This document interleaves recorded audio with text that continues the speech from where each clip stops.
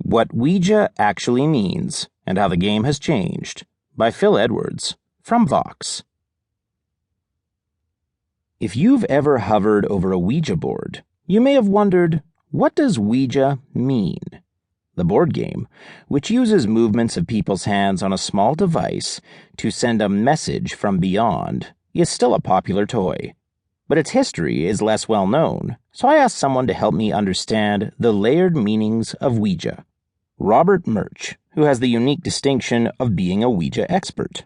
As the chair of the Talking Board Historical Society, he served as a consultant on the 2014 horror movie Ouija and recently celebrated his passion at the inaugural OuijaCon. It turns out that the real meaning of Ouija is as pliable and mysterious as the game itself. A sincere spiritualist movement arose in the second half of the 19th century. As Americans dealt with a changing country, life in the wake of the Civil War, and other drastic changes, some sought answers in a spiritual, but not traditionally religious, realm. It was significant from the 1860s on. David Nartonis writes in his history of the spiritualist movement's growth. Via the lecture circuit, seances, and other activities in which people attempted to talk to the dead, spiritualism became a significant cultural force.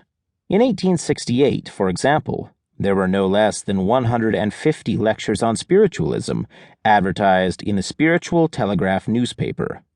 That fad led to lots of unique business opportunities. Talking boards existed years before Ouija, Murch says.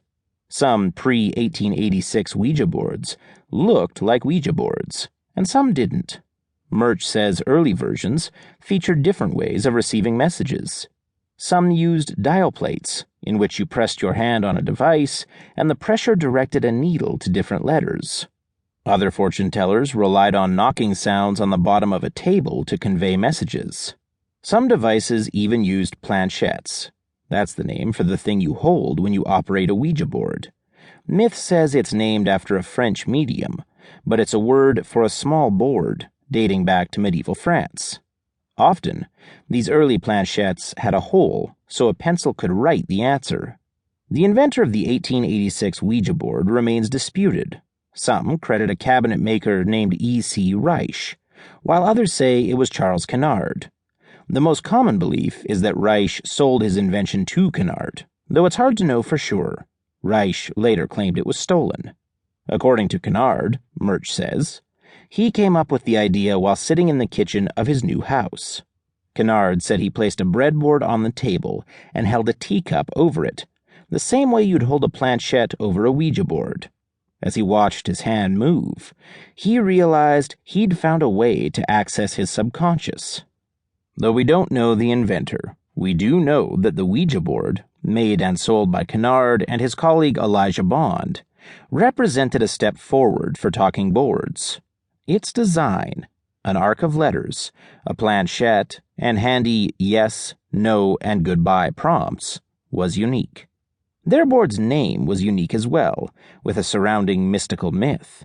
That name came courtesy of Helen Peters, Elijah Bond's sister-in-law.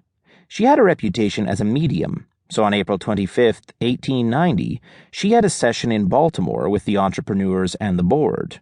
According to the letters and journals of the group, they asked the board what it wanted to be called.